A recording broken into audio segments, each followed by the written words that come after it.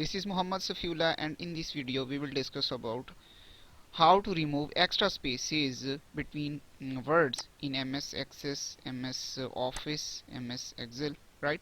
Like this, when you copy text from internet and sometime you can't remove space between text like this.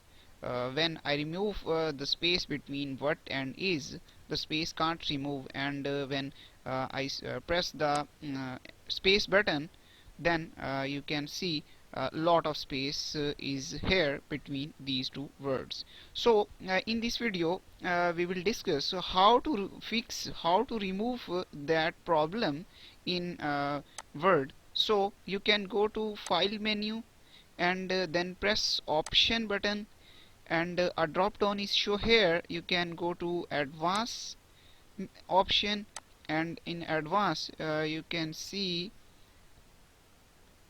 layout options, and in layout option you can check the option where you see don't expand character space on a line and that end with shift return. So you can check this option and press OK.